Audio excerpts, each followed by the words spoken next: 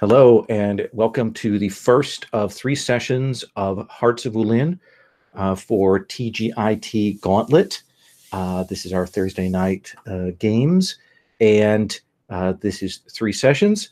This is part of the Gauntlet Hangouts, which is an online gaming community that has 150 games on the calendar this month of all kinds of games, indie, OSR, and beyond. And if you're interested in that, you can find out more about that at gauntlet-rpg.com. We have a blog with really excellent articles by really cool people. In fact, one that was up yesterday was really nice. And then we've also got some podcasts, of which we have a couple of co-hosts of various podcasts here in this room right now. And we've also got an amazing zine that is really dynamite. And we have an author of an amazing game that was in just a month or so ago, Mr. Barford.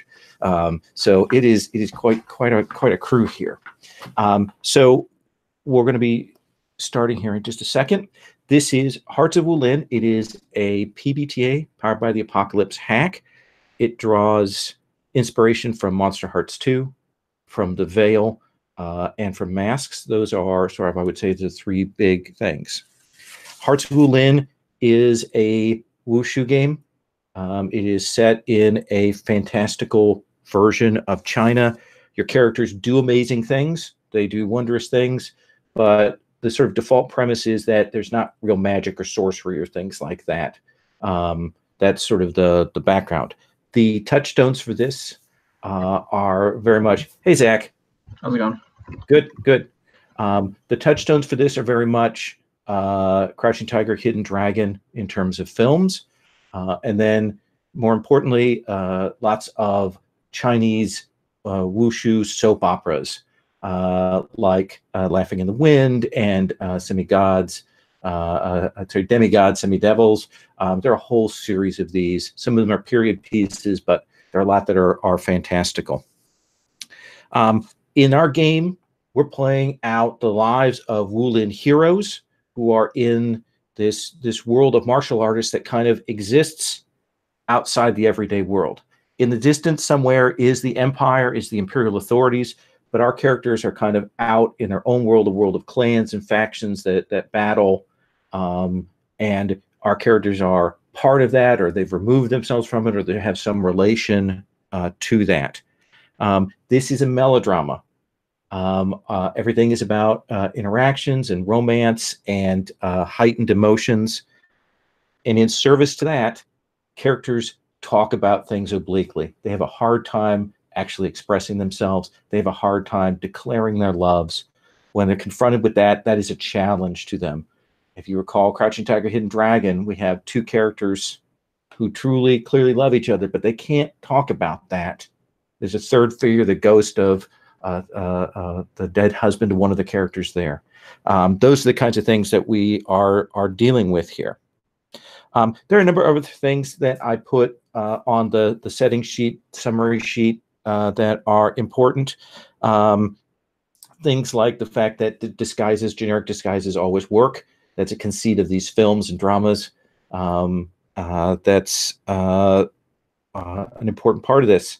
Our characters have a scale. Every one of the PCs are on the same scale with one another, but they might fight opponents that are on their scale. They might fight opponents that are below their scale. You fight opponents that are below your scale, you're going to beat them. If you fight an opponent who's above your scale, you're going to lose. And in that is sort of the challenge of the game, is figuring out how to even the scale in situations like that. What I want to say here is that I am super white. And I absolutely recognize that. This is a game that is based on my love for these Chinese soap operas. And these television shows are actually based on pulp novels from the 50s, 60s, and 70s. There are a set of authors in Hong Kong and China that wrote these novels that really set the terms for what wuxia looks like.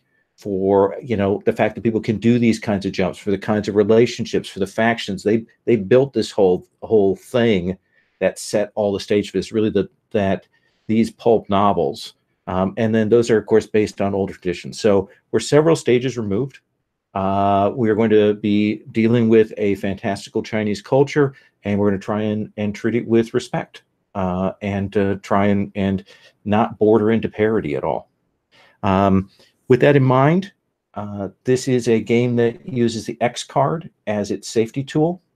That is on the table. I think all of you are familiar with the X card, right? The X card is on there. It's a basic tool. The roll for your party has a marker for using it.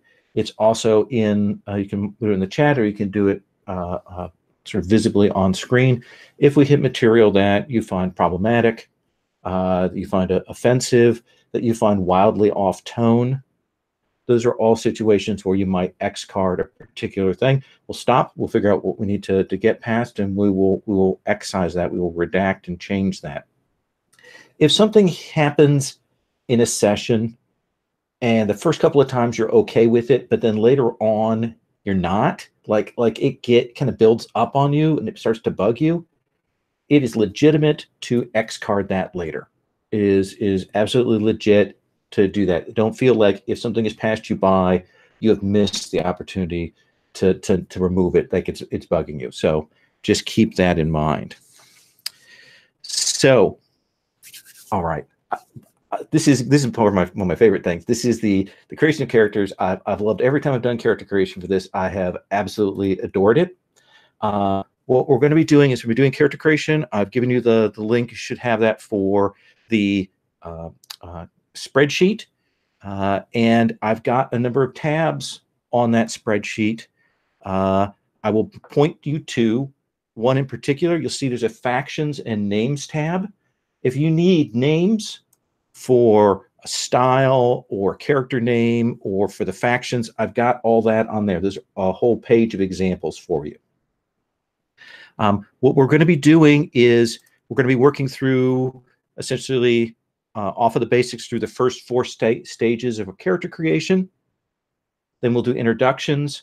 Then we'll build entanglements. But with that in mind, what I want to do is check and see what people would like to do in terms of playbooks. If you have questions about the playbooks or questions about the roles, when you choose a playbook, you choose one of the 3 roles that are under it to define your character. Sam, what are you thinking for playbook that you'd like to play? I'd like to play the thief. Okay, so essentially we go, that is off of the Bravo. So the Bravo with the thief roll. Okay. Michael, what were you thinking? Well, I was interested in 2 specific playbooks, but since Sam was interested in playing a Bravo, I think I will go with the Master. Oh, okay. So that is off of the Aware. The Aware. Okay. David, what are you thinking? I think I will select off of the Loyal. Okay. And be a swordsman. Okay.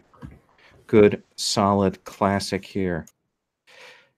Zach, so we've narrowed it down for you down to 3 choices. Are any of those appealing to you?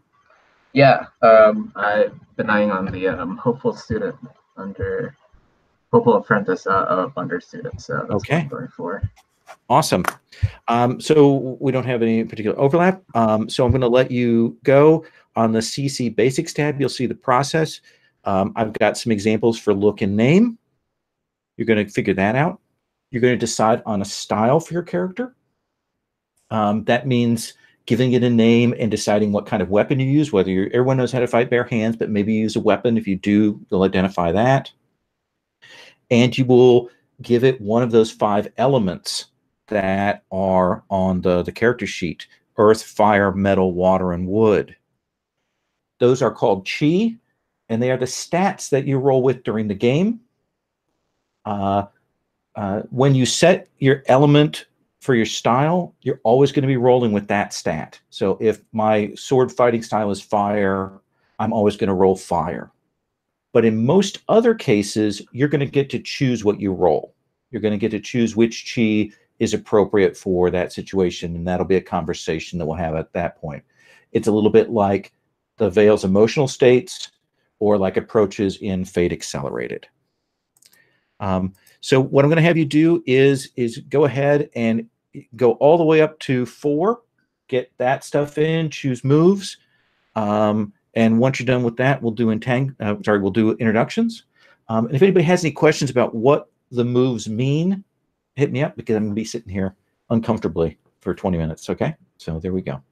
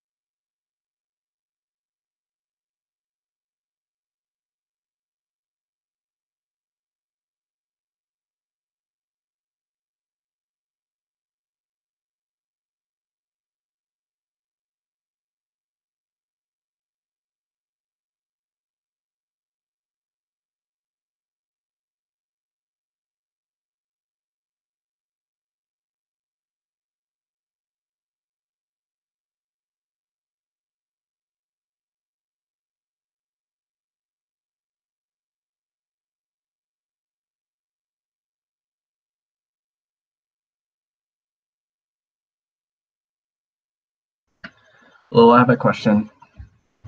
Absolutely. What's your chi? What do you do with your chi? Okay, so your chi are the 5 elements: earth, Okay. fire, metal, water, and wood. And you put the numbers in there, and they'll be effectively your stats for the PBTA game.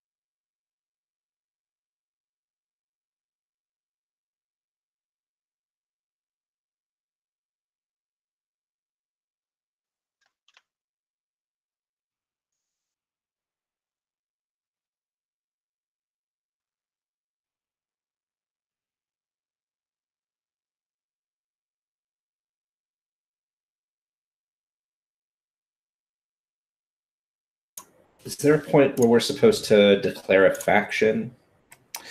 No, what we'll do with that is when we get to the entanglement stage, you'll have the opportunity to kind of connect yourself up. Or when you introduce yourself, if you want to say you're part of a faction, you can do that.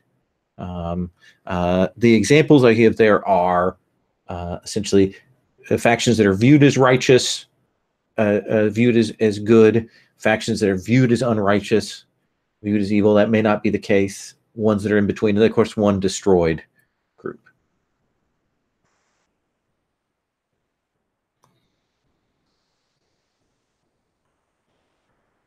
All right, I'm going to give everybody a couple more minutes, and then we're going to move to some introductions. And I will be right back. I think my character's sorted. Okay.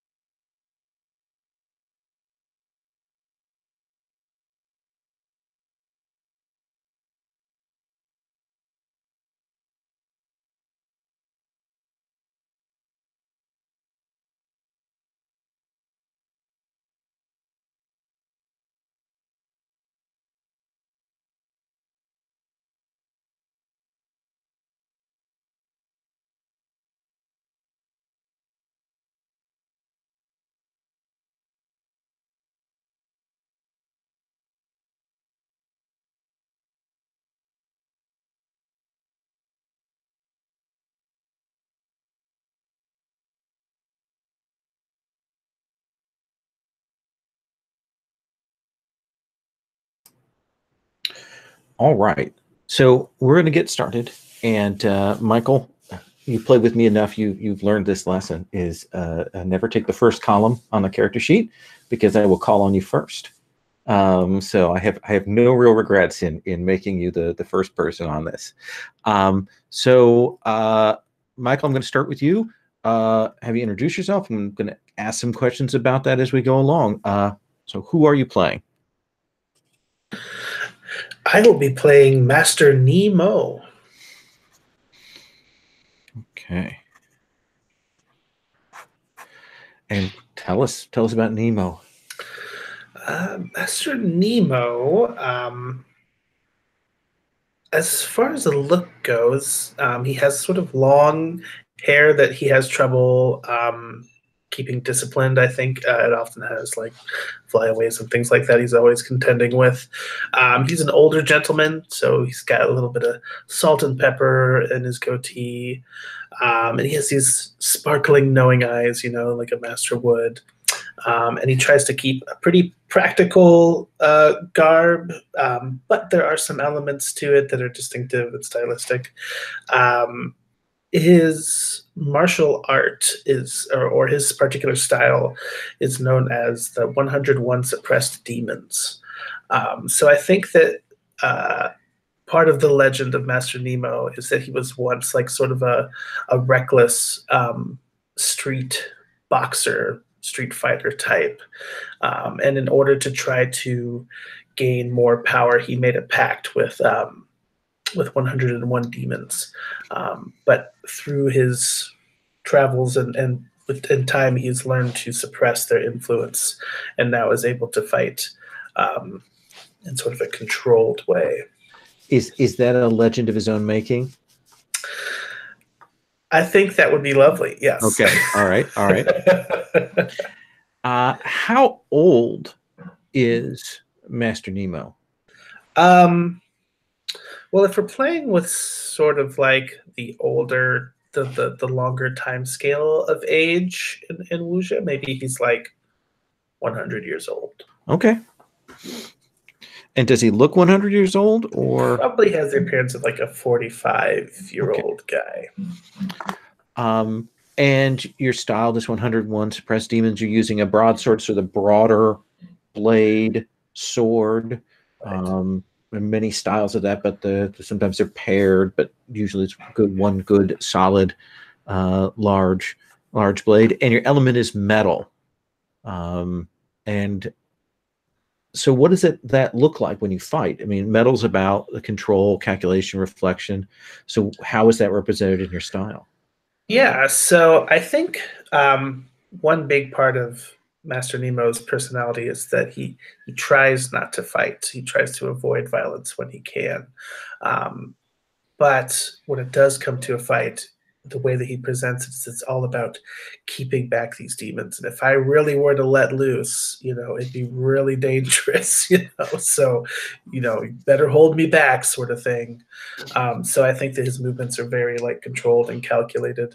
And I think he might even put on a bit of a show where he's like holds his arm and pulls the sword back and things like that.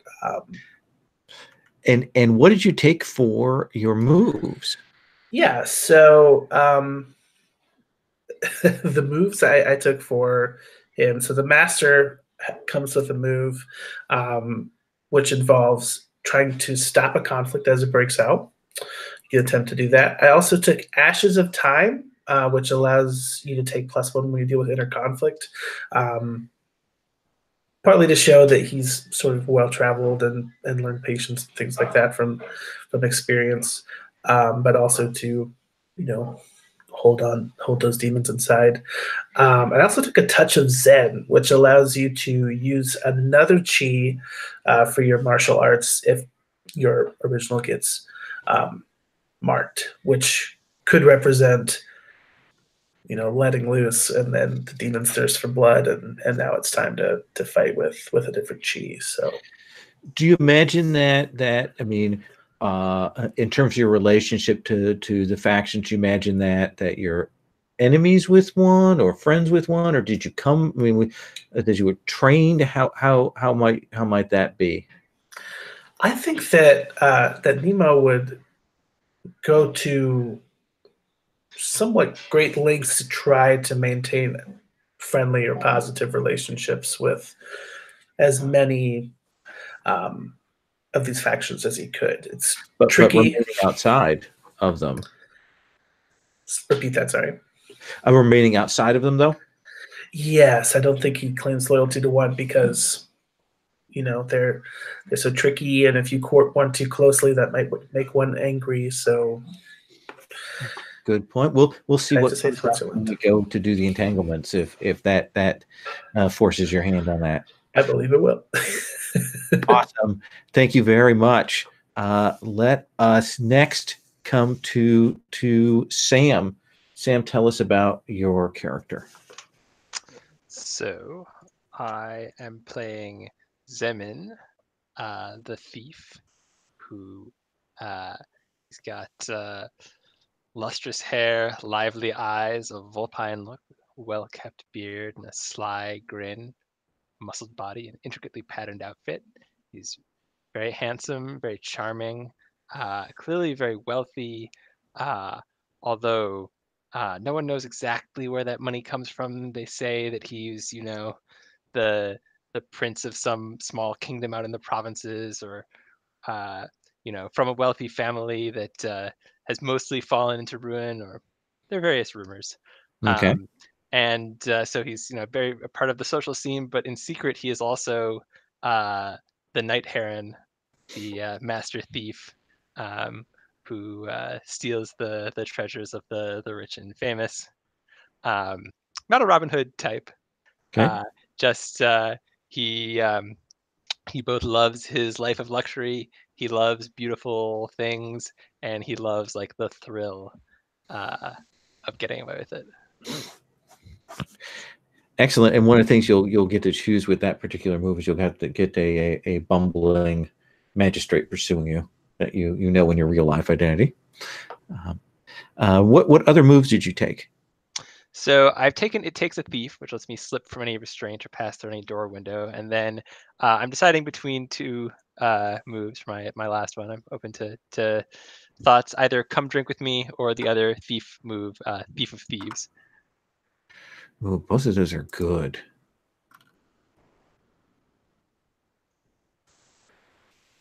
Wow, I like both of those a lot. Though I will say I think Come Drink With Me is maybe more generally applicable. Mm-hmm. I was thinking that as well, just that It Takes a Thief and Thief of Thieves might actually overlap a little bit in what they let you to do. Mm-hmm. So let's take Come Drink With Me. Let me ask you this about our fine Bravo thief. Where did you learn your fighting style? Were you trained in one of the factions and left, or did you pick this up on your own? Were you taught secretly? What do you imagine? I think that one of his greatest heists was breaking someone out of prison to teach him his style. Okay. A previous master criminal who's now loose in the world. And what is that style? It is called the Devil Dance. So it wasn't 100%. I picked flexible for the weapon. Okay. I was kind of imagining that when he's using his own weapon, it's like kind of like knives on chains or something that he throws around. But that he's also very good with, like, it sounds like curtains and whips, other kind of like improvised stuff that he can do the same kind of thing with, and that it has a little bit of the heron like fishing element to it. So the person who taught you were themselves a master thief, or was it somebody from one of the clans? So what are the clans? So by that I mean, in the sort of background of the Wulin world, there are various different factions that exist, Mm-hmm. that are essentially are groups in the world, that will have their own style, will have their own legacy, own heritage, and they are maneuvering, in that particular world. But certainly people can study and learn outside of their influence. So let's say this is someone who was in a clan but was an outcast, and that was part of why they became imprisoned. All right.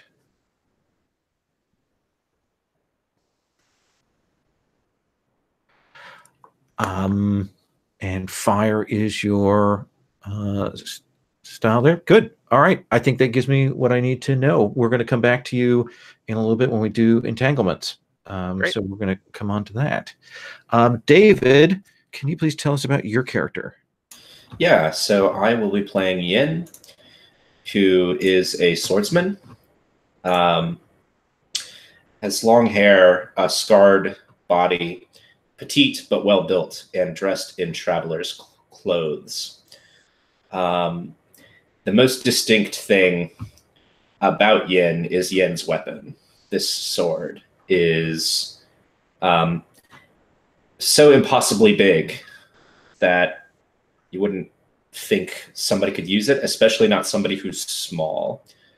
I've placed a picture down at the bottom of my character sheet of this thing. It's a real thing.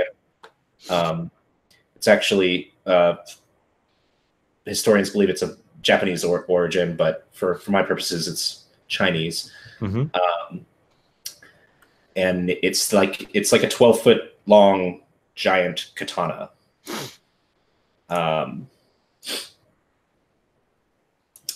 And Yin uses it to great effect when he has to, through his particular training of the graceful giant. And this is a legendary sword, right? That's one of the moves that you took. Yeah, that's one of the moves that I took. This is a legendary sword. And what does the sword have a name? I haven't come up with one yet. Okay. What historians call this thing the Norimitsu Odachai, which might not be that bad of a name, but I could come up with something else. And is your style, was it developed for handling this blade? Is that what makes it unique, or is it a modification to do that? This is the only weapon you would use that style with. It just doesn't work with anything else. It's too calculated and slow for anything else. So is this something that was handed down in your family? It's handed down from swordsman to swordsman. So I'm in traveler's clothes because I constantly have to be on the move to some extent just to keep this away from people who would want to steal it. Okay. But I'm always looking for somebody who I could one day try and train this weapon and trust it to them. I'm not a master, but I'm the only one who can wield this weapon. And I know one day I'll be too old or too beaten down to carry on, and I can't stand the thought of letting down everyone who's carried this sword before me and successfully passed it down from generation to generation. And what else did you take? What was your other move that you took? My other move is, what's it called? Flying daggers, I think, where I can burn bonds to instantly appear. Flying daggers, yeah. Or somebody else can burn a bond with me to have me appear. Excellent. And so you chose metal as your element. That kind of represents the control that you have to have, the mastery that you have to use such a large weapon. Right. I mean, it's a really, really heavy sword, and you have to pick your moment. You have to wait for just the right time, and all the scars on my body show the reflection I've had to take on past experiences to successfully overcome future conflicts. Yeah, because I imagine you don't. There are a lot of situations where you don't draw it out just because the nature of the situation. Yeah, that's a good day, is not having to fight. Okay. Excellent. Okay, we're going to come back with you looking at entanglements here in just a second. Which brings us to Zach. Zach, can you tell me about your character? All right. I will be playing Zhen, who is a 16-year-old hopeful apprentice, and he comes from some sort of like a traveling clan or like troop, a group of people that would never settle in one place. So he's used to just being around. But right now he's in, and it's like this group is some sort of like a scholar type of like philosophy type of group who has like a master and apprentices. Okay. But they learn from traveling around, not from like staying in some sort of temple or anything. And so Zhen is in a rite of passage for kids around his age. But of course, since he's a hopeful apprentice, he has a natural talent in fighting, and so his master kind of asked him to go through this process like 3 years earlier than his peers. But of course, I don't think he actually knows how good of a fighter he is. Because he's like really young, and this naivete is clouding his knowledge, a sense of self, and what his capability. So yeah, that's Jen. And your weapon? He has a staff. Okay. So yeah. And so seeking pilgrim style. That makes that works. What else did you take for your other moves? Oh yeah. I have the Proud Youth. Okay. So it's all about asking elders about solving problems, and Blade Heart, when you attempt to change the loyalty of a worthy agent of the villain. So, yep. Excellent. And we'll figure out your elder's name in a bit. Okay, and 16 years old, so probably the youngest of our set of heroes here. Mm-hmm. What we're going to do now is we're going to move to entanglements, and if you can go ahead and if you want to look at the entanglements page, this is how this is going to work. Everybody's going to have one general entanglement, essentially one that just represents a relationship, and one romantic entanglement. So everybody has to have both. Each entanglement is made up of 3 characters. It's usually yourself and your relationship to another character with a third person that complicates that. So over those 2 entanglements, you're going to have 4 spaces to fill in.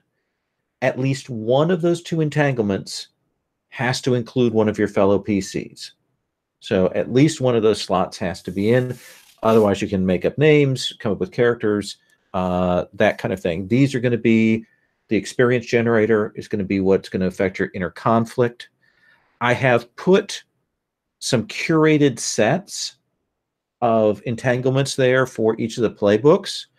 But if you don't like any of those, I've got the full list off to the right-hand side. So feel free to look at those.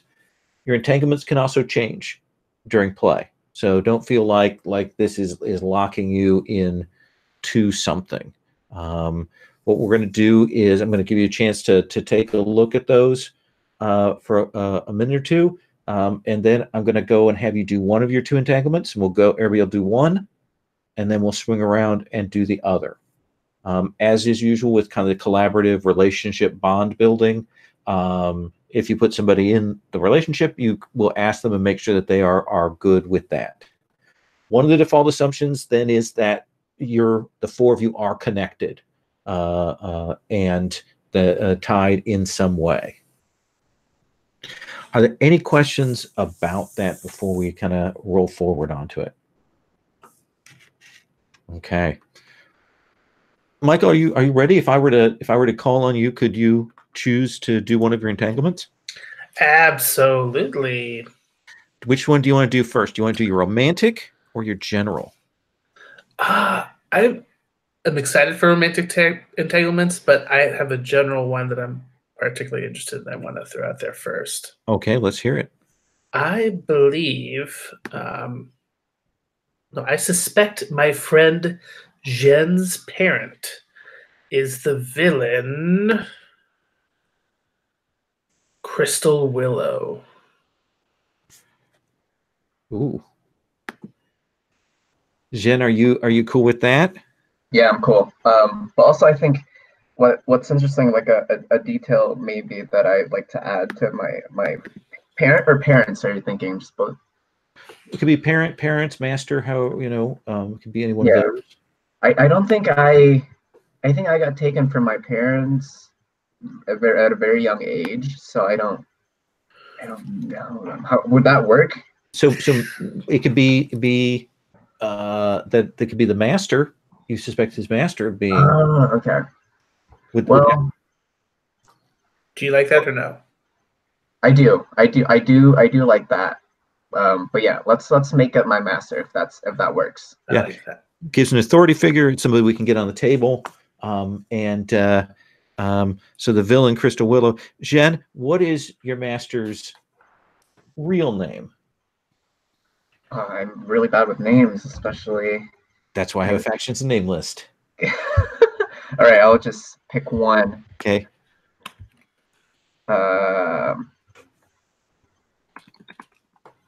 Lei, Master Lei. Master Lei. Awesome. Okay. So you suspect Master Lei is the villain Crystal Willow. So I mean, what is Crystal Willow a thief? Is Crystal Willow a Wulin villain, like a real bad guy? Yeah, absolutely. I think almost like a legendary villain with was never determined what their true identity was. They probably wear like a mask. Okay. Yeah. Absolutely. All right, that works for me. That is good. Sam, looking through those, would you like to do your romantic or your general entanglement?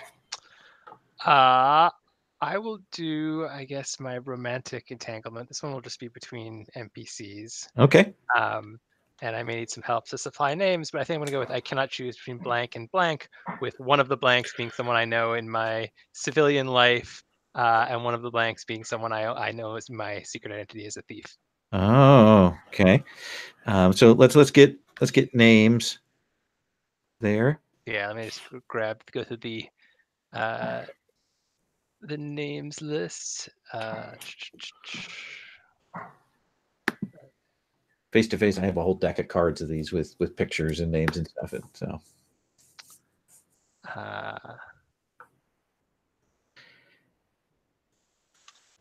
So we'll have the person I know in my criminal life will be Red Lotus Ling. Okay.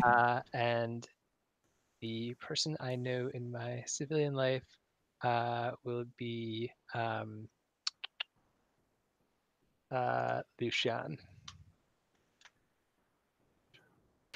And so, what is Red Lotus Ling a fellow criminal or a warrior or what?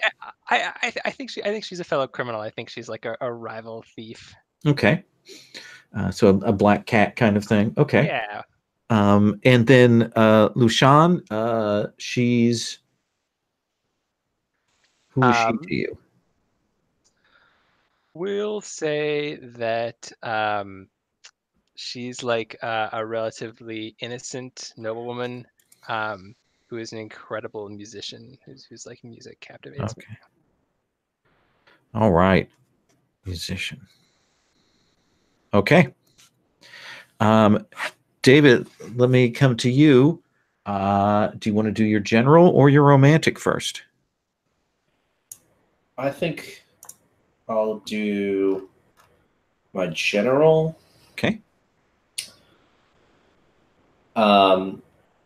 And remind me the name of Zen's master. Master Lee? So I swore to Master Lee that I would protect Zen, but they would be offended if they knew. Are you okay with that, Zen? Okay.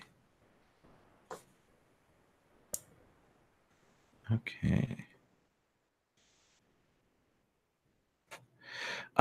So let's come to Jen. Do you want to do your romantic or your general? I'm thinking of going romantic. Okay.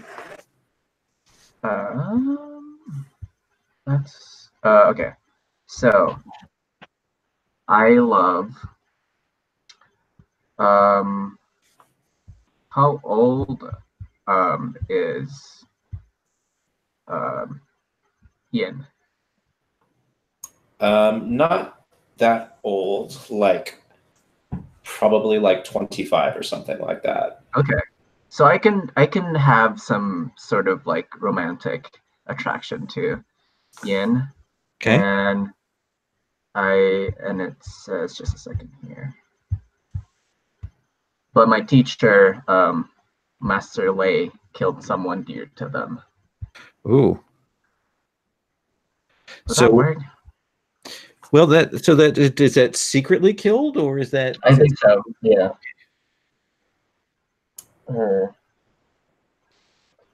Or is that too? We've already got a connection with him and Master Lee. Yeah. Okay. So here. Okay. Okay. Let's make it.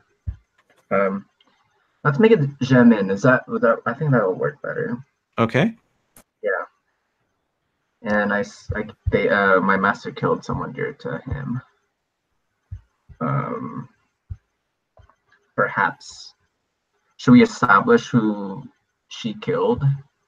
Now, or we can. Do you think we should figure that out later? So Master Lee is a woman. Mm-hmm. Okay. So Zemin,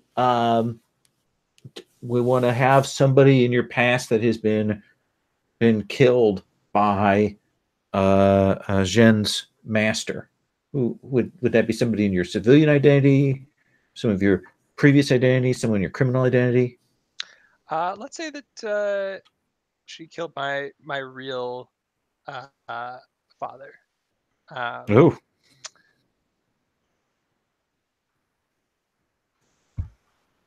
Now, are you aware of that?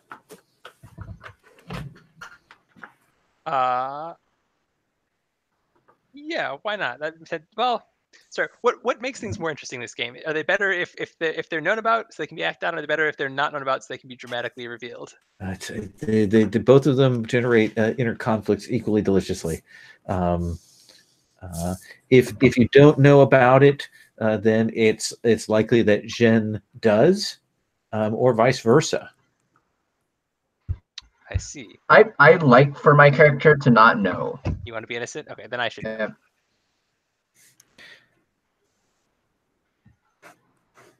And it makes sense. Here's this innocent person who's been trained by this villain, but yeah. Okay. I don't even know if my master's evil. So I like it. All right, Michael, you've done your general. Now we're going to do your romantic. What is your romantic entanglement? Okay, let's say this.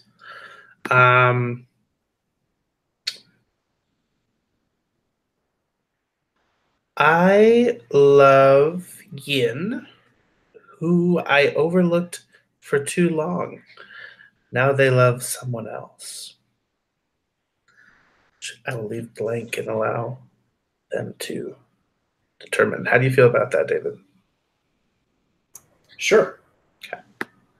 Okay. Well, when we go to their romantic, we'll figure out who that someone else is.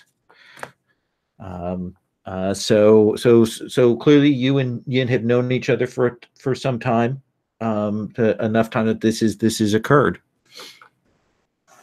All right, Zemin, let's do your general entanglement.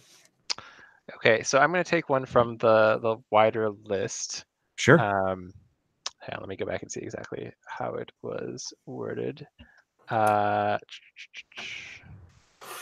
have promised my teacher, name to be determined, that I will destroy the family of my friend.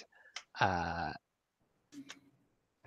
here, name a PC, which will be. How do you feel about that being you, Yin, with your family tradition? Say it one more time. Sorry. First, I'm going to get a name for this. So I have promised my teacher, Turbulent Stone, that I will destroy the family of my friend, Yin. And I think the way this sort of went down is Turbulent Stone had some past, either wrong or claimed wrong against your family. When I broke him out of prison, to teach me his fighting style, he required me to swear an oath that I would avenge him. Only later did I meet you, and probably became friends before I discovered that the terrible duty. Absolutely. Does that work for you, Yin? Sure. And by family, I think we mean that tradition of the person who has that blade, then, right? Is that a question for me or for Well, Sam? that's a question. Is it referring to Yin's original family, or is it referring to this tradition of masters having handed down? Which do you guys think is more interesting? Well, David, do you have does Yin have a significant family? Yeah, I think everyone has family. So did you come from one of the factions in the past and turned away from that to take up this giant blade? Yeah, I think it was like one of those things that like my parents like strongly disapproved of and didn't want me to do because they knew the danger it would bring not only on me but on like our entire family. But it was something I had to do, and Sure. it's been a source of conflict like between us ever since, especially because like I'm very transient. Well, so that makes me want to take revenge, I think, on your natural family. Yeah. Because you have this conflicted relationship with them. That could be fun to explore. Excellent. That works. That brings us to David. David, what is your romantic? Okay.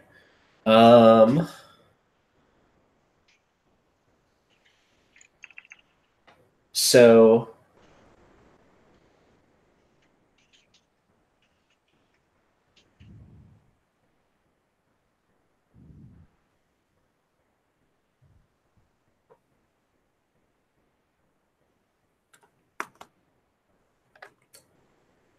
I think I kind of want to play with this relationship with Sam's character Zemin some more. Okay. Would you have a family member that I could be in love with? He's got a couple of people that he's in love with. Yeah. Got names on the table. But I can certainly have family members.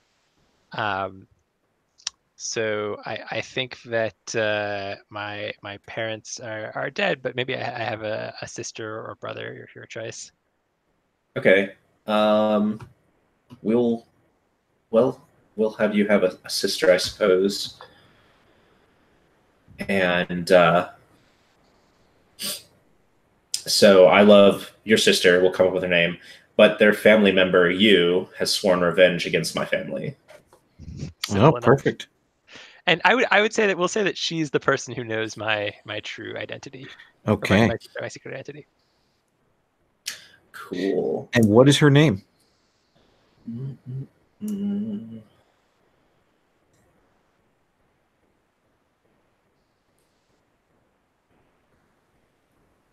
Min. Min. If we don't have a Min. Sure. So I imagine that Min lives in your household, Zemin, and is, would like you to turn away from this life of crime. That you're going to get caught and it's going to go really badly. But it's what allows us to keep up this facade. She sniffles. And lastly, let us come to Zhen. Zhen, what do you want for your general entanglement? Okay. I think I will take this one. I suspect let me see.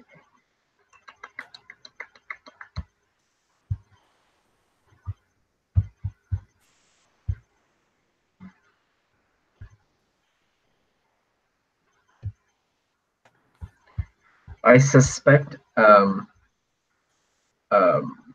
Master Nemo is evil.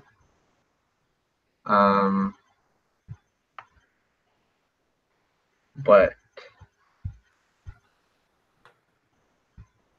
Yin, who I respect, believes in them. Would that work? Yeah. How do people think about it? You mean the guy with 101 demons in himself, maybe evil? And certainly you can imagine that your master may have whispered some things in your ear about the Master Nemo and Master Nemo's style. That makes sense. Yeah. Okay. And Ian respects him. Or does that sound good to you, that you have some respect for Master Nemo, Yin? We've established a backstory that you have at least known them for a while. Yeah, I think that's fine. I think, respect doesn't necessarily mean ally or friend.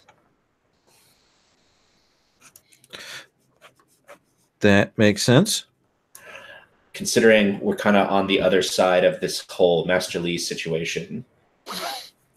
Yes. It is complicated. All right. We're going to take about 7 minutes for our break now. And when we come back, we are going to start up with scenes, and I'll hard frame some things, and we will get rolling. So take about 7. One request. Yes. I guess it's just Michael, could you paste your other entanglement into the entanglement thing so I can and Zach as well, so I can look at these during the break and get them into my head. Okay. will do. Thanks.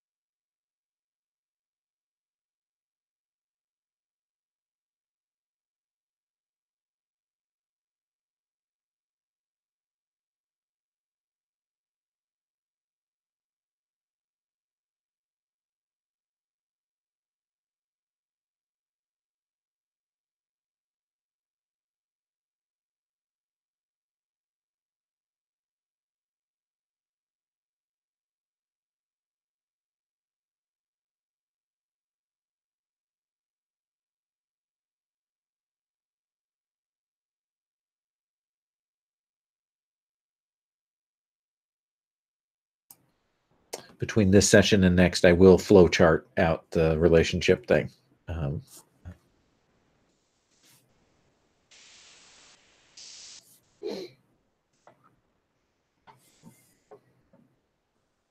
There's two like main islands, or at least as far as my character is concerned. There's like the Master Lay, and then there's Yin's family. Yeah, I think it's the four corners and then Master Lay in the middle, and we figure out how everything else kind of circles around that.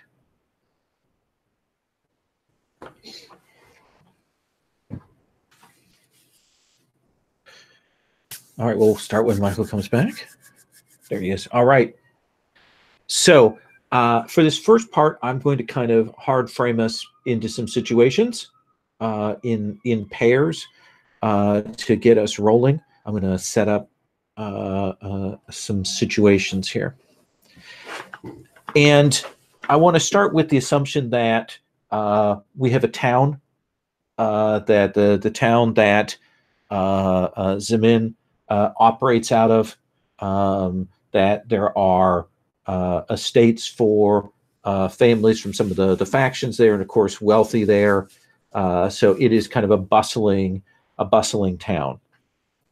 And what you have heard, Master Nemo, is that there is to be a important Wulin ceremony that is to happen soon in the city, in this town, which I'm not going to name. I'm just going to say city and town interchangeably. I'll tell you that now. And you've heard rumors that this ceremony is going to involve someone significant within the Wulin world, a leader of one of the families or so on, retiring, washing their hands of the Wulin world and turning away. And that's going to involve a power vacuum, and that there are other groups and factions that have old scores to settle that may be coming here. And so that has drawn you this way. Jen, what did your master Lay, what did she say to you when she sent you ahead to town to go to where this ceremony is? What did she tell you? She told me to notice and look and observe and see the how she definitely drove down this ceremony as being important, and I should figure out why it is important and what to learn from this change of guards, I guess, like someone retiring. Excellent. And we take up you on the road to the town, and someone's cart has lost a wheel, and you have stopped off to help, as is your wont. You are virtuous and just, I assume. Mm-hmm. Okay. And it is that scene with you finishing up getting this cart righted for these people, Master Nemo, as you are traveling and coming, you see this scene, and then you'll see Jen's head kind of pop up from the other side of this cart, and you two will see each other. Well done, young Jen. Oh, yeah, you're welcome. Well, who am I speaking to? Who are you? Oh, I suppose you aren't familiar with me. I am Master Nemo. Master Nemo. And I am someone who appreciates seeing good deeds in action. Yes. So we do have it in your entanglements that you do know before this. So let us roll back a second on that. Sure. Well, I mean, we could have it be that you are familiar with my name but not my face, and now we've made that connection. Or do we Okay. want to be friends? What works better, Lowell? Well, I don't mind the idea of you seeing this young person and forming a bond with them, like immediately a friendship there that you feel strongly about it. Well, I have a feeling that I may know who you are, Jen, name and face, because I suspect your master. But maybe you've only heard of the evil Master Nemo, and just now he's introduced himself to you. Nemo, but has also heard from Yin that who he knows that you're not quite as awful as people say.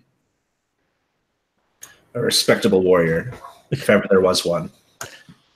So what's your response to this, Jen, when you're confronted by this person that you have ambiguous feelings about? Well, I try to keep it away, you know, like I size him up, I look him up and down, but he's an old man, you know, and so I kind of just like show my respect, and I ask him, what is your nature? I see you were perhaps traveling from one place to another. Maybe is it true that we're traveling to the same town? Ah, I see that you are one of who holds a calculating eye. Yes, indeed, I am a traveler, and I am heading to town. There's a festival of sorts. A festival. Yes, that's what my master told me. There's an important event happening at a festival, she said, but I might have to observe and take notice. But yeah, that is my intention. Well, your master sounds rather disciplined. If it were me and I were going to a festival, I would look to that as a time to relax and to make friends. Well, it is not my nature to make friends and relax, for I have a specific instruction, and I don't know if you're familiar with my master, but she is the kind that is strict, and I am forever under her guidance. So A master who instills such lessons to her pupils. I can only think of one with such a repute. Perhaps Master Lay. indeed, Master Lay is who I studied before. And how do you know about? Are you familiar with her? Cross paths? Wow. The Zhang Hu is smaller than you may yet perceive, young apprentice. Being a master myself, as the title has been conferred to me, I do my best to make myself known to other masters and to learn of them and their ways. You would be wise to do so as well. And through what ways do you make sure everyone knows of your mastery? Well, for one, I like to go to festivals and rub elbows, so to speak. That's a great way to introduce yourself to many new people. It's definitely not something what Master Lay would do. It's definitely more of a watching and learning, not so much indulging with the earthly indulgence. And as you're saying that, as you are kind of doing that discussion, you are on this road passing through these woods on headed to town, and you will hear that sound that you'll recognize of people moving through the trees, the sound of warriors moving with some speed through the trees off to your west, like a fairly substantial group moving, with no care to keep themselves quiet.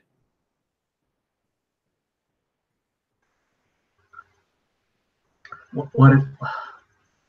That sounds very menacing, Master. Oh. Be still, young one. We are, after all, going to a festival of martial artists. Would you not be so surprised as to come across a group of them? Well, the details of the nature of this festival has been kept secret from Master Lay, so I am very much surprised. The sound of bumbling soldiers. I see that Master Lay has not yet taught you the valuable skill of a first impression. When you meet someone for the first time, it is important to not appear to be on edge. Otherwise, your greeting may become a duel. So here's an interesting thing now that Master Nemo has put to you. He's certainly suggested that you not go and follow up on these sounds. Kind of popped up out of nowhere, clearly stopping you from going to investigate, and is speaking about duels at first meeting. I would like you. I think this kind of rises to the level of inner conflict for you, for your entanglement. Mm-hmm. So this is a move to kind of keep control of yourself, and you choose what chi you want to roll with, and it can be any chi except for your style. Okay. I think I am going to roll with metal. Okay, that makes sense. Control, perfect. Mm-hmm. So let's go over a roll for your party and let's see what happens. Also, what's our roll for? I didn't get the link. Sure, it's on the middle of the basics moves tab, and I will drop the link in here. And my metal is +1. All right.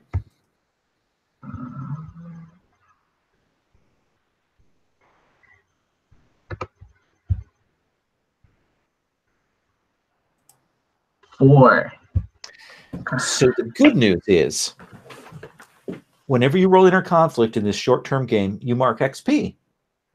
The even better news is because you failed, you get to mark a second XP. So look at that. You've already got 2 XP here.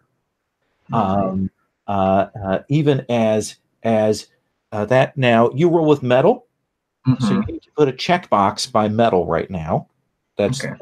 That's part of my move here, which means that you can't roll with metal until you get that cleared. And that's our damage track. And as you take more damage, you have fewer and fewer stats to roll with. Okay. As you're kind of getting a little bit, angry here, like you're really dissatisfied with this situation, and you will hear then like a scream in the woods. Like wherever those warriors were going, someone has clearly been struck down. And we'll come back to that in just 1 second. So let me come to you, Yin. One of the few things that would draw you back to town is matters of your family. You travel and you try not to go necessarily to the same place that often. You try to avoid pursuers, but you kind of know that you have to, because you have heard that your father is washing his hands of the Wulin world. for some reason, he has decided to remove himself in a grand ceremony, and he holds some influence, and that is not a thing that you can necessarily miss. How do you feel about that? As a player, I think I need to understand more about what you mean. Is this like retiring, or is this like he's going to end his own life? I don't understand what it means. Like retiring. So, okay. Well, one of the things is the samurai genre a little bit. So you know how in the samurai genre there is that retirement to life in a monastery. Okay. Removing oneself from the world of battle and war. It is that sort of ceremony here. You're and unusual. Usually, it's for someone who is much older than your father to go and to leave and to turn away and remove himself from all of those connections. Okay. All right. Yeah. So yeah, Yin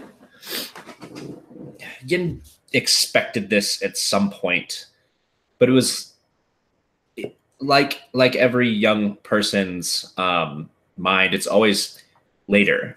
It's never now. And so Yin had not thought about it deeply. And now on the road, Yin is thinking about it deeply. It's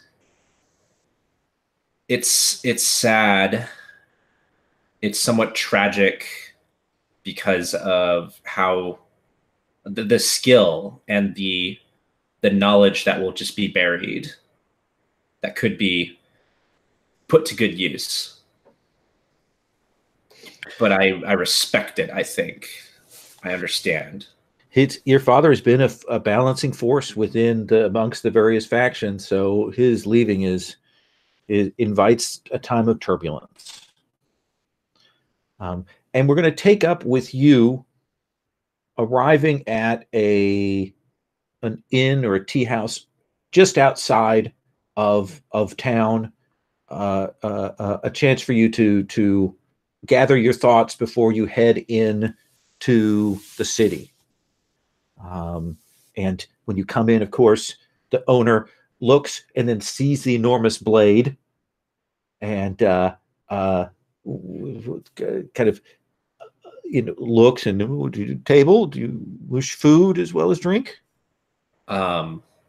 Seeing there's hopefully not going to be a problem here, I bow and thank him for the hospitality, and yes, both please. He says, there are tables here on the ground floor, or you can go up to the second floor.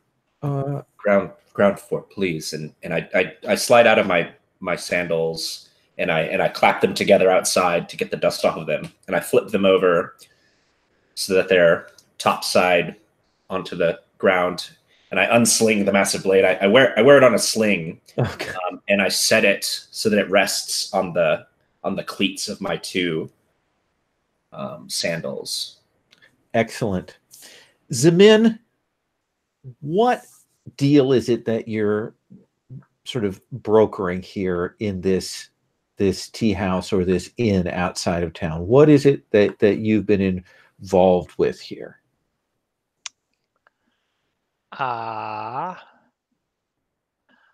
So I guess the first question is, do I have any involvement with his father's retirement? Well, here's the thing that the reason that you're kind of excited is because you know that people would be bringing gifts of all kinds. They are going to be bringing all kinds of gifts, and there's going to be people here who are going to be maneuvering within and amongst the different factions. So there's going to be gifts exchanged. People probably brought money. This is essentially a potentially large score for you. That is excellent. The reason why I asked that is, and I'm happy to be doing thief business here, is that remember I'm supposed to be getting revenge on this guy who's retiring. Right. So I guess you probably have something in mind for this, the retirement. If not, I might be blackmailing him into retirement as part of my revenge. Oh, interesting.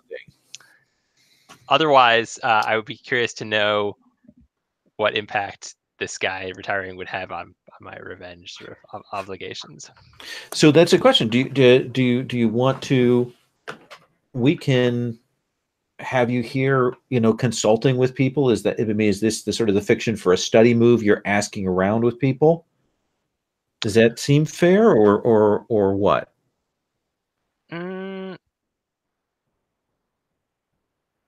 Sure. Okay. Yeah, I'm trying to figure out. So I mean, one of the things you can do is I mean, you can establish I'm as that you are blackmailing them, right, or let's do that then. Okay. I will establish that as part of my revenge, the first step is to get this father off the stage. And to do that, I am blackmailing him, and I've discovered some dark secret of his, and I'm forcing him to retire, or I'll expose him. So what are you doing here in this tavern outside of town?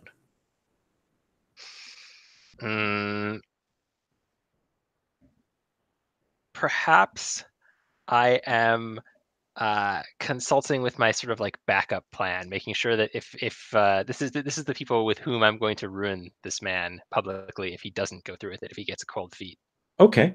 So there is a you're on the second floor of this place, and you're speaking with a frankly quite scummy individual, essentially, who has agreed to carry out their particular, reveal the information in the most public way if you give the proper signal. Yeah, that's the plan. And as you're talking there, out of the corner of your eye, you will see Yin come into the tavern, and you know him well enough. You know the ritual that he does to settle his sword carefully on the ground, and he takes up to clearly drink and eat here in the tavern. So I don't know exactly how these entanglement checks work, but just seeing him fills them in with guilt at what he's doing, and this is his old friend. You've been the last few weeks. You've been plotting out the demise of his father, and you haven't had to worry about Yin. But now Yin is back. I think that reasonably rises to the level of inner conflict. Yeah, I knew this moment was coming, but I didn't know it would come so soon. What do you want to roll with? You can roll with anything but fire. It's got to be metal. Okay. Right? Control and calculation. The good news is, because you're rolling inner conflict, you get to roll to get to mark an XP. Great, and hopefully I'll only mark 1 XP, but we'll see. All right, I'm just gonna reroll these green dice. Sure. That would be an 11. So you keep yourself together. You don't feel the need to retreat. You don't feel the need to leave the situation, and you will keep yourself steady. And as that is happening, as you're kind of watching, you do notice that some of the people here are here upstairs, that they are gathering their things up. They're gathering their weapons up. They are gathering things, and they are beginning to head downstairs in that way that suggests to you that something is coming. All right, I'll put my hand on the shoulder of my sleazebag colleague. We'll say it's a woman. Ciao, my dear.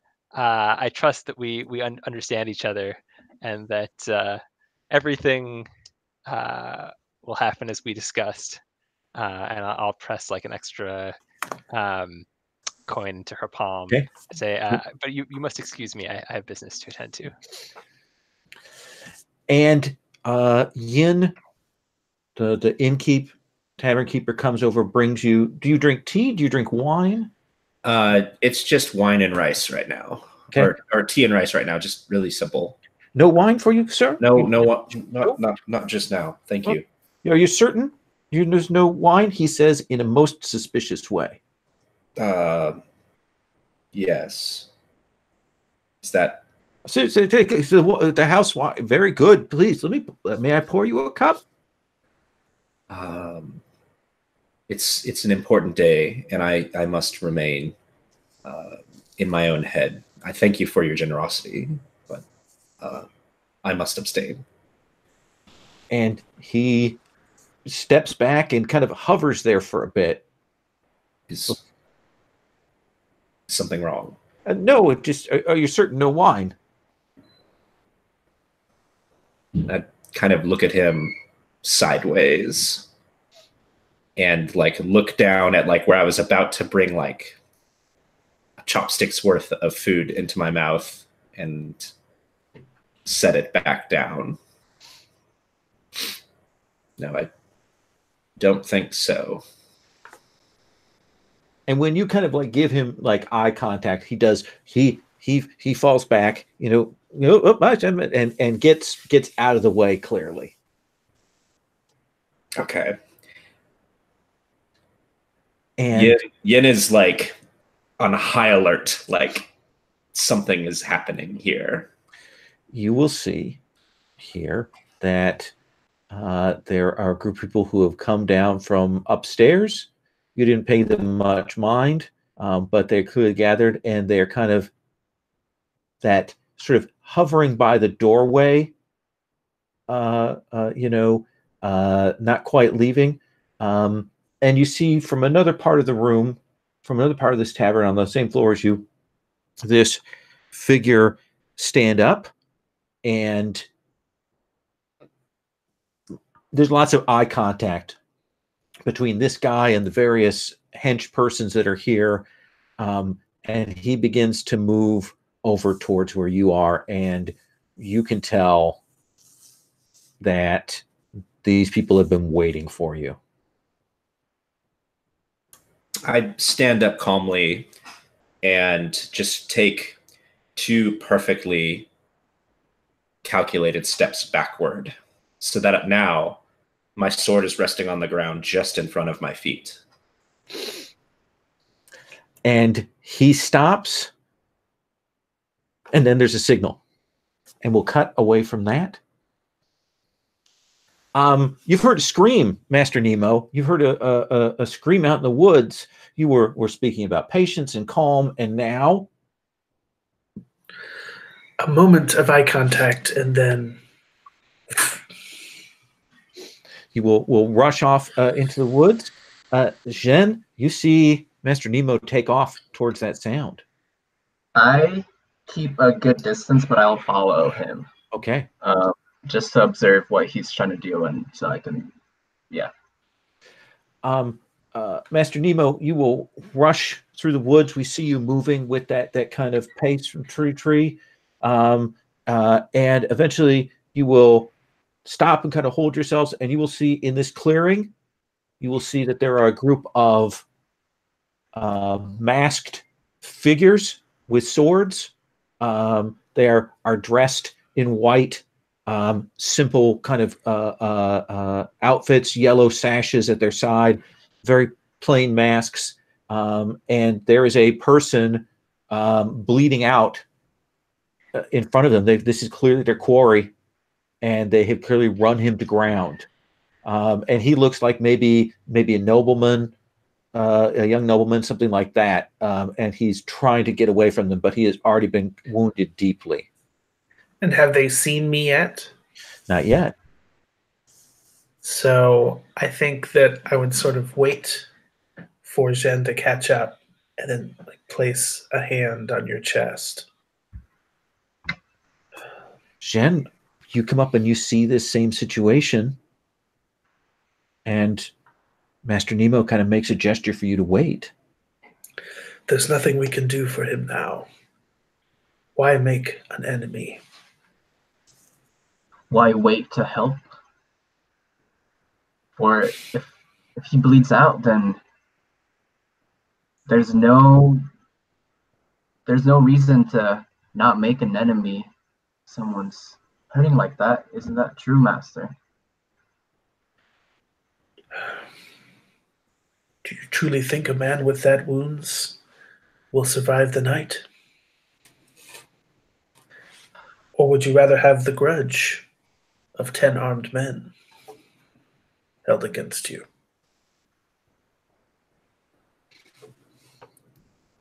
At least At least we should show them that it's wrong, right?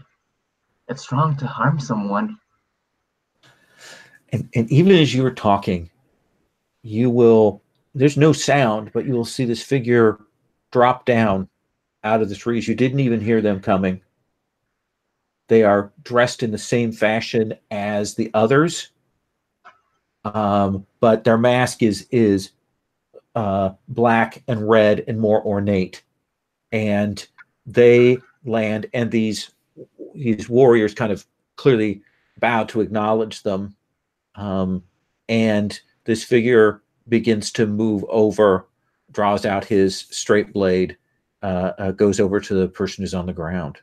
You can tell that this is not just some average soldier, but someone more powerful. What do you do? Nemo, I know you're holding position. You don't want to start a fight, right? But Zen.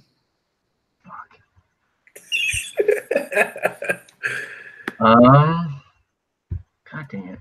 Wait. Okay. I have the Proud Youth. No. The other one. Hopeful Apprentice. So I can not lose immediately. Assuming he's above your scale, you're not sure what his scale is yet. But I don't think if someone comes in like that, I have a good feeling, especially if people are buying. Yeah. What do you want to do? I'll step by step he approaches the person on the ground. I kind of approach to the nearest tree. I go up I climb up a tree and kind of just observe in the position where I could just ambush them out of nowhere. But I'm trying to see what they're trying to do. Absolutely. This seems like you're trying to not be noticed, right? Sure, yeah. Okay, let's have you roll an overcome action. What do you think is appropriate as you get closer? You want to get within a striking distance without them noticing. Mm-hmm. Okay. And I'll roll with Earth. Okay, so let's have you roll that.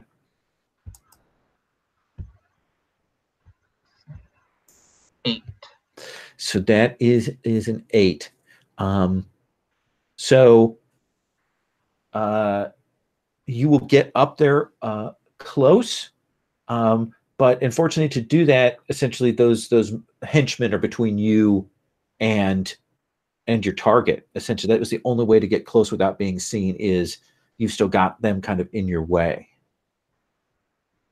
Okay. Does that seem fair? Yep, that's fair. Master Nemo, there goes Jen. You should just leave him here. I should. But. But. Master Lay sees something in this young man. He has a certain amount of potential. And I see 2 paths before him. I'm curious to see which path he takes. So you're going to wait? I will wait. Okay. And if necessary, I'll pull his butt out of the fire. Okay. That is absolutely fine. Do you want to stick my own butt in the fire with him at the very least? Do you want to do a study move? Yeah. You know, there's an opportunity. You're observing the situation, so this is a chance to do that, invoke that move. Study something in order to change the game state.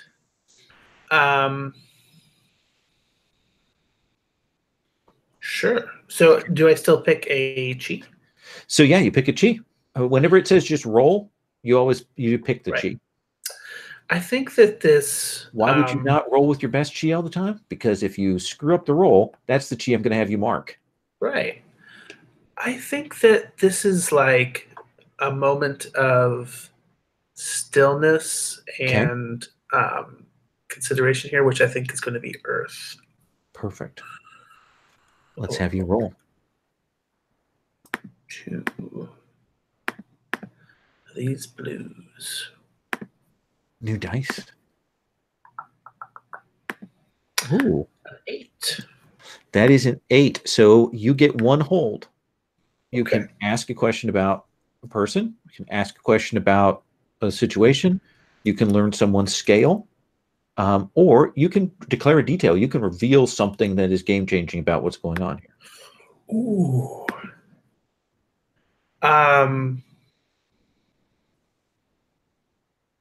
Ooh, okay. And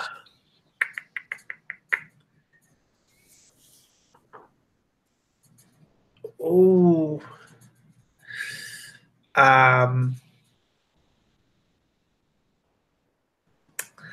Let's reveal a detail, because what a cool ability to have. sure. What are you gonna This noble person do? is actually like a kind of scummy tax collector individual.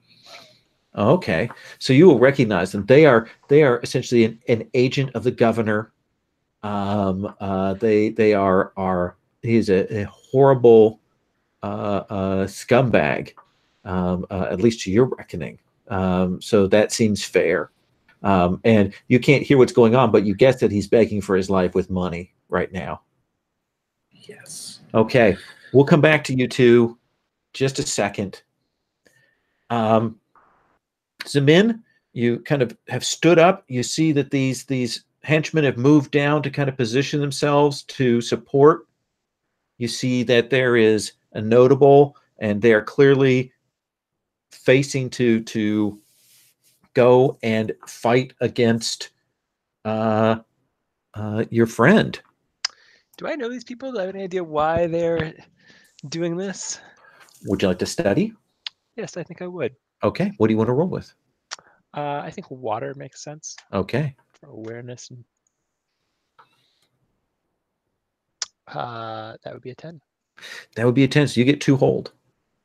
All right, let's take a look at this basic move. All right, ask a question on a situation or place, ask a question on a person, learn a person's scale, or reveal a detail. So I'm going to ask about their motivation. So they are very clearly eyeing that sword. Mm. That is why they are here. His father is retiring. They knew that the bearer of that blade would be coming back here, and they have been waiting. It will fetch a rich price on the open market. And my other hold I can keep and use later. Sure, absolutely. Okay, I'll do that. So you kind of walk and hold. Don't interfere. Yin, this figure will kind of flex, and you'll see these hand claws kind of slide down. They're sword catcher claws, and he moves, takes a step, and he says, "If you turn over the blade, there's no need for you to fight all of us."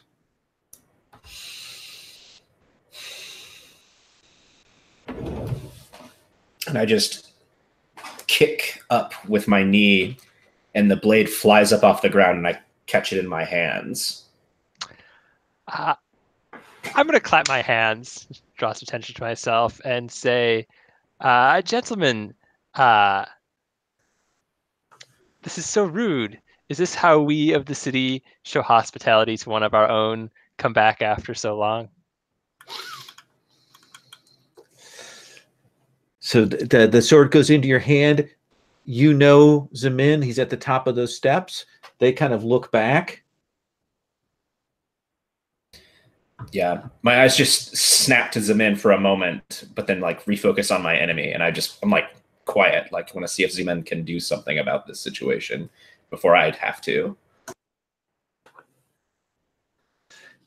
And Zemin, you're dressed kind of nicely, right? Oh yeah, my dress is super awesome. You will hear from the figure with the sword catcher claws. Says, "You would do well to shut your mouth, noble. This is none of your concern."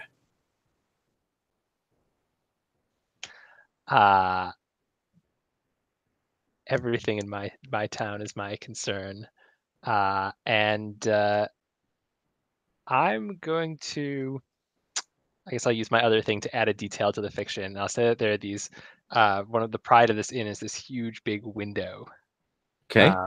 Goes all the way up, and it has these great big curtains that I'm All right. gonna grab one and use it with my style. Okay. To sort of reach out and like lash whatever this guy's holding out of his hands. Oh, interesting. So that sounds to me like you're engaging. You are going to move to duel this guy. Sure. I was also thinking I might be trying to impress the people here. Well, is that more of your? Do you want to impress the crowd, or are you trying to like deal with the mooks? Is there a significant? Is the entire crowd mooks? Well, the people who are going to be attacking are the mooks who've got essentially two foes. This named combatant, and these mooks that are assisting him, and there are a few other people in the inn. I see. Okay, so yeah. So I guess my intent is to try and essentially to intimidate these guys. Okay. If that's not plausible, then I think what I would be more likely to do is use the curtains against some of the side mooks and let Yin duel the main guy. Well, I do have bonuses against mooks. Yeah. But all right. Then, okay, that's fine. Then I'll do it with this guy, and you can do it with the mooks. Okay, so you want to move in on the named foe then? Yeah, let's do that. Okay. And you will see that what does it look like when you take those curtains down and rush at the third green bastard? So I think I'm not rushing at him per se. So I'm gonna rip the curtain down, and then I'm gonna wheel it like kind of like a whip. Okay.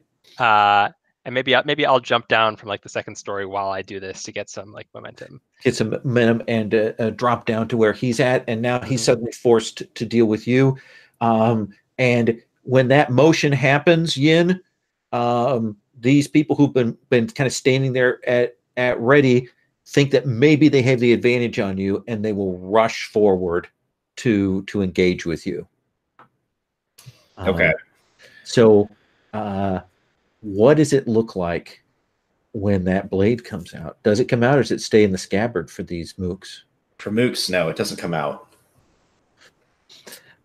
Then let's have you roll the fight mooks roll. All right, cool. Get a +1 to it in addition to your style element. Right, and this is steel, right? I mean, or metal, I guess. Yeah, absolutely. There's almost no chance you could fail. Yeah. Yeah, so it's a near thing. I got an 8. So okay. So you will beat them, but what is it that makes it not pretty? I think I accidentally kill one of them. Okay. So yeah, they're rushing up, and you're trying to demonstrate your skill. And what do we see you doing? What does that look like with this blade in this confined environment with the sheath still on it, and these guys rushing you? So what happens is like 2 of them come up and they come swinging down with their swords, and I'm holding the blade like this, and I just draw it just this much so that it catches the 2 blades on its blade, and then I slam it shut, and like that throws them into like a spiral or whatever, and then I sling the entire sheathed weapon out at them, and it knocks several of them back as I get the band around myself. So it's slung from my chest, and then it's like I'm like hitting people with the pummel end of it, and blocking blades as they're like trying to get me, and then I do a whole 360 spinning, like just with the tail end of it, tripping several of them up.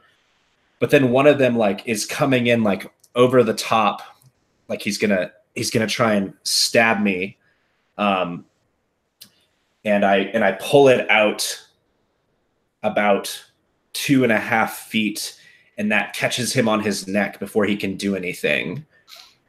And It is. He will fall back, and blood goes everywhere in this poor man's restaurant. I mean, and he staggers back, and he didn't mean to make that mess. And these were unworthy foes, and but they do drop. Meanwhile, the third green bastard draws out that, and he's like, the first bit of cloth that comes at him, he's doing that tearing apart. And then what does it look like when you engage with this guy, Zemin?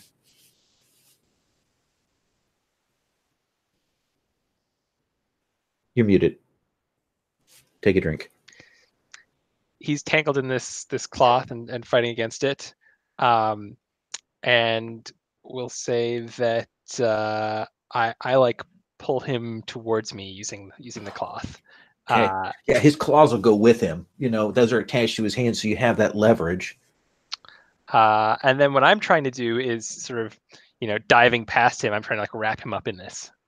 All right. So this foe is on your scale. Mm-hmm. So you will roll with your style element, and we'll see what happens.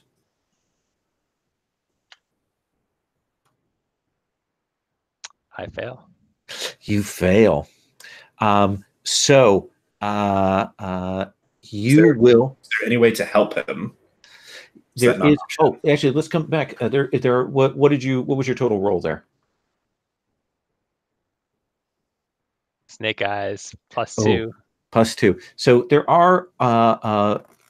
You can support another player. There is an action to do that. You roll, and essentially you create a bond that you immediately burn.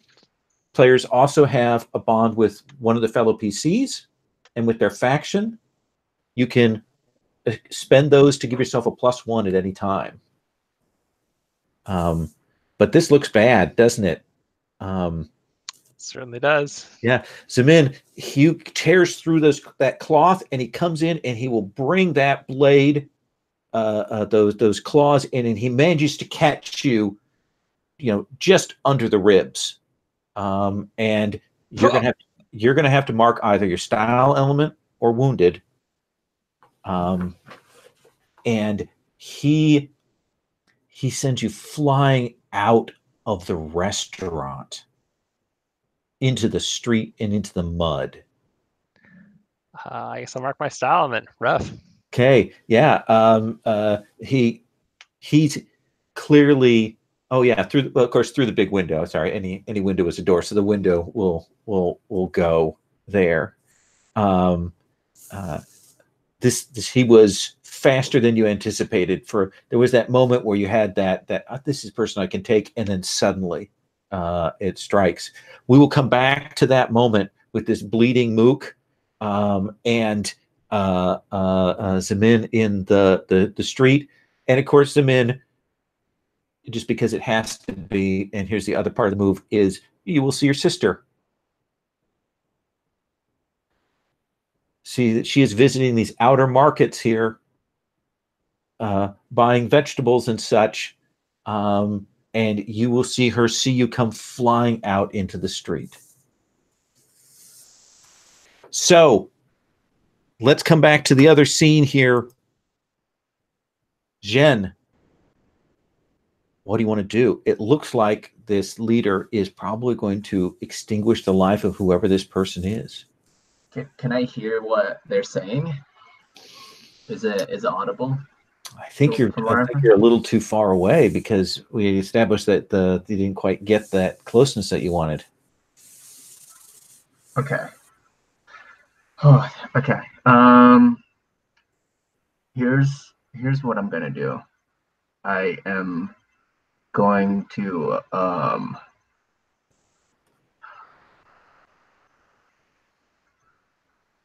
I'm going to I pull out my staff, and I just went straight to one of the closest mook that I can find. Are you going to take out the mooks? Yeah. Okay. Absolutely. So collectively, these henchmen are below your scale. So let's have you roll with your style element. Okay. My style element is wood. Right.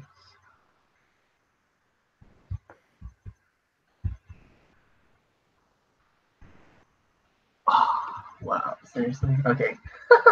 3. So got a 3. Yep. Okay, so here is the thing. On a miss, you get to choose. Their numbers overwhelm you and you have to retreat. You get to mark XP, or you're going to win at a cost. I think I'm trying to outwin with the cost. Okay, what do you think? You get wounded? What happens here? Or is it that this guy is up on you like right away? I think it'll be fun if he's up on me right away. So tell me what it looks like when you take these mooks out. What is your? When we see your staff style, what does it look like?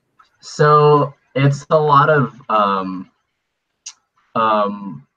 I wait. So I kind of just like call them out, and then they would notice me, and I plant both feet on the ground and just kind of like have a stable stance, and just have them approach me one by one. And I don't do a lot of kind of like striking, but I just kind of use my staff to have their blows just kind of redirected, and just with their momentum they would just fall and like fall on each other. Deflect and throw them around, and and you're getting to that last one, and then there's this blur, and then the figure with that black and red mask, his blade is sitting at your throat.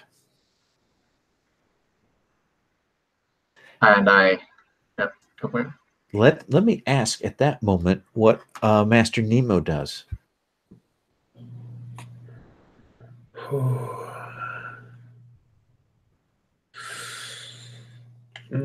Are you the villain he thinks you are?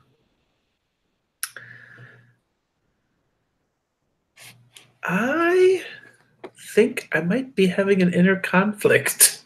Yeah. Well, I mean, that's the thing is you want to protect this kid. It just maybe. Let's have you roll. What do you want to roll with? I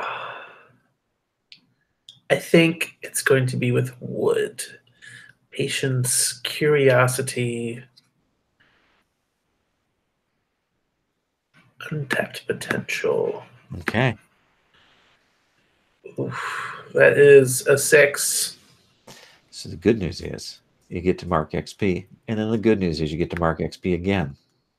Yes. And you freeze. You don't help. Like, you stay here. Can't. First, you can't. This is a student of Lee. If he dies here, maybe that's a good thing.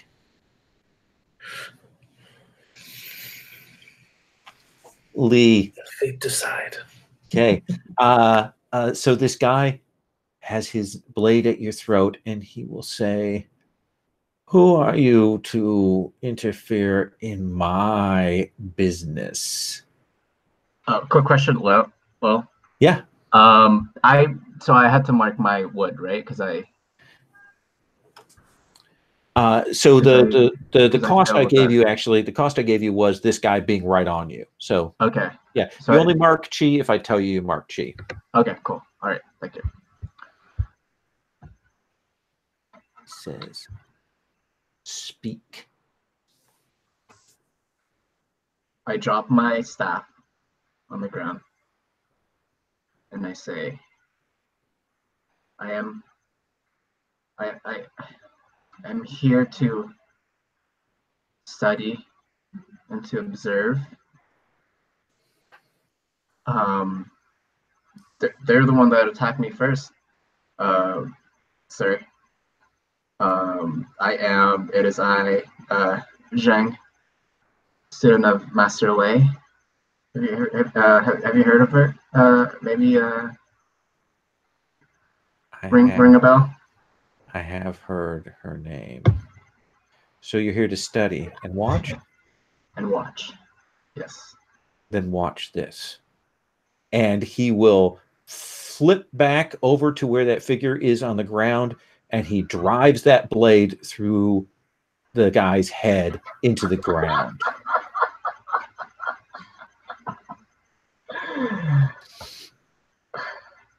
We'll come back to that in just one second. So, Yin, you've finished off, and you're a little shocked by the blood here. It demonstrates to you that maybe you were more bothered by your father's the matters here. And then you see Zemin go out the window. Yeah. So I follow Zemin flying, and then my eyes snap back to where his opponent was. And that guy is on you. Okay. This is his one chance. He has one chance to kill you and get that blade while you're distracted by your friend. And you can see he's got those pair of claws, and one of them is covered with your friend's blood. Okay. Do you want to fight him? Yeah. Yeah. I mean, I think he's too close not to, right? Okay. At least for the moment. Well, I mean, that's entirely your option. If you wanted to get out of here to check on your friend, that would certainly be a thing you could try and do. Like, I have the option to just like retreat, or like. I would have you do an overcome action to get out of here, to be able to get and kind of get him and check on him and make sure he's okay. Get away from this guy. I'll just try and fight this guy now. Okay. So this foe is on your scale. Okay. And you may roll with your style element. Okay. And he is definitely, he knows about the blade. He knows what he's been waiting for. You know, he's using that to kind of try and lock this up. All right. So I just roll and see what happens. Roll plus your style element. Okay.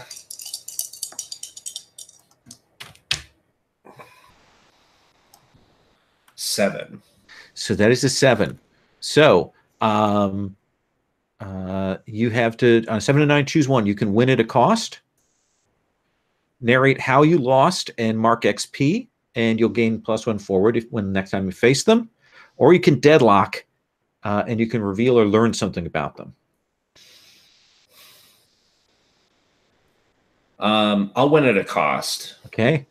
So I think you are going to have to mark one of your chi, and I'll let you freely choose what chi you want to mark. Okay. Let's see here. That he is so close that essentially you have to react. I have to be reckless, so I'm marking fire. Okay. And yeah, so what does the move look like when you do take him out? This is something that I would never do, but there's blood on my blade, and I have to get the scabbard free. You can't resheath a sword that has blood on it. So I hit him in his chest with the pommel of the sword, unsling it, sling the scabbard at him. Okay. He has to like catch it, so he does that thing where he does the double claws across to try and catch it. Yeah, and it's not a blade though, so like it's kind of awkward for him. And then the momentum of my swing, I just turn that into a downward movement and then an upward slash as I like complete the spin, and it just catches him right up the middle. And more blood. Yeah, and like I have like no patience for this kind of violence with this kind of opponent. Everywhere.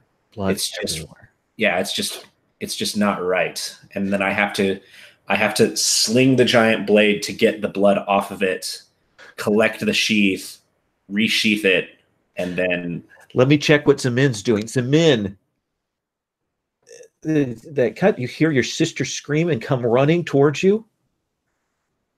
What do you do, Zemin? I think I let her come and like tend to me, and I whisper to her, "Yin is here. Oh, no doubt he'll defeat the man who did this. But remember, he must not find out what we've been doing." Does she know that you are blackmailing the father, or does she know that is your plan, or does she just know that you're doing something? Oh, that's interesting. How much would you have told her?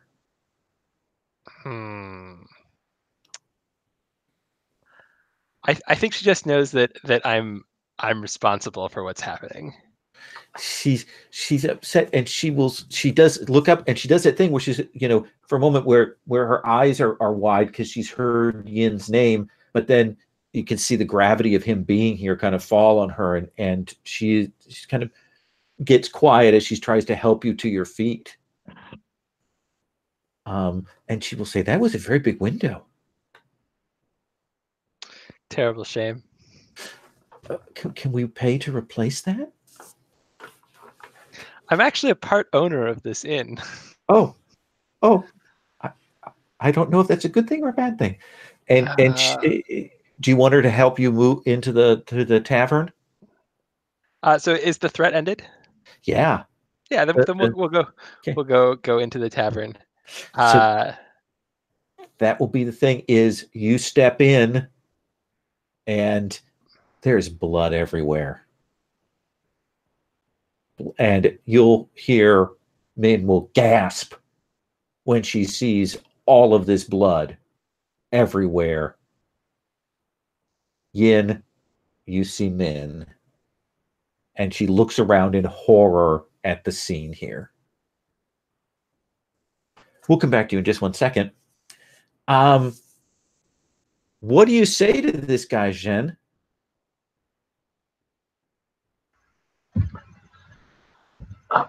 What? Why did you have to do that? Why him? Why murder? He draws the blade out, puts it away. And he says, "Well, you'll have to look around and find out, won't you?" Yes. So I give you your life. Leave.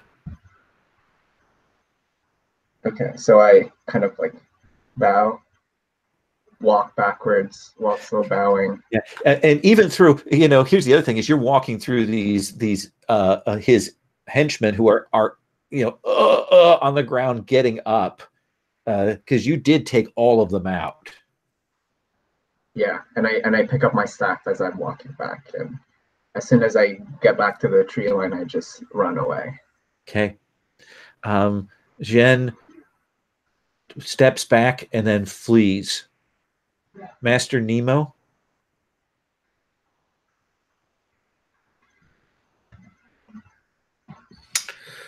Time to make some friends. What do you want to do?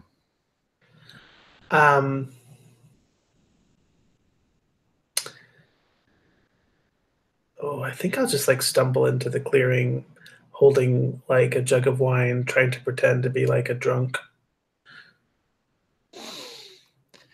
And you pop in as he's finishing up, and these figures will look at you. The henchmen kind of grab up their weapons in a stance, and the figure puts his hand up.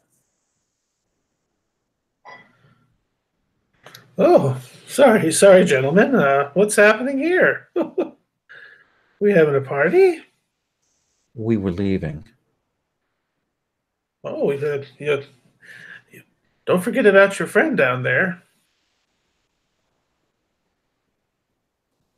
And they will turn and begin to go to leave. That's no way to treat a drinking buddy. Just let him lay passed out on the ground like that. What do you want to try and do here? I think I want to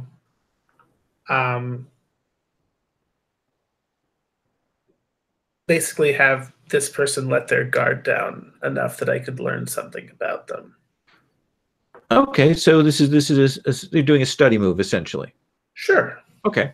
Like you move into place. We see as they're leaving, you're kind of circling around them, and they're ignoring you, but you get a chance to observe.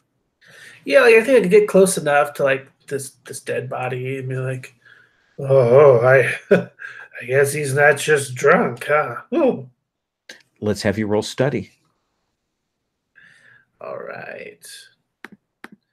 I'm being deceptive here. Yes. I'm gonna call it fire. I'm trying to be. Oh well, doesn't matter. That's a 4. So you go to move to do that, and you kind of move up, and he says, Master Nemo, says your name. Yeah. If you do not wish those demons released this day, you will leave us alone. I'll just sort of holster my jug of wine. I do not mean to meddle with your affairs. And yet you do. And they're gone into the woods. Oh no. There's probably those falling leaves. You watch that. You're left here with this body. Zheng, who you kind of liked, but you just left him on his own, and now he's suffered this trauma and is running to town.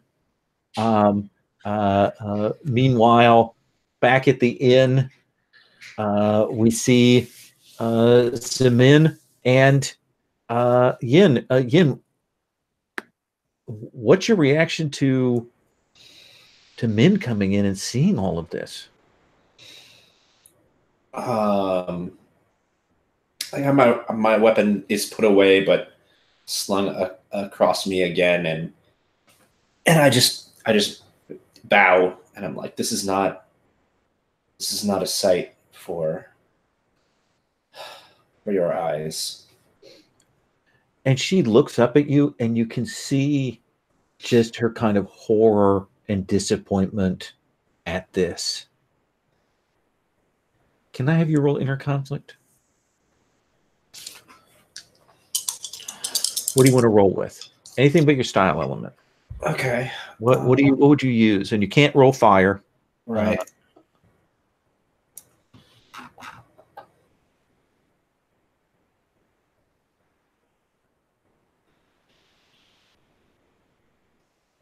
I think water. Okay. Let's have you roll. Kind of keeping your mind flexible.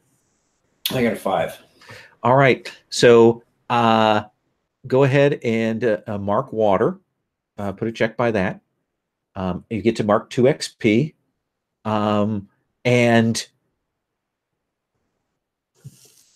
you leave. What is the kind of slightly humiliating way in which you flee from this scene? I think I just have to walk past them out the door, and it's just super awkward because I have to get close to them, but I don't touch her, I don't address her, I can't look Zemin in the eye, and pass by. You catch the scent of her perfume, the jasmine, as you do, and you walk by, but then you smell the blood in the room, and you will move out into the street. Zemin, what do you do?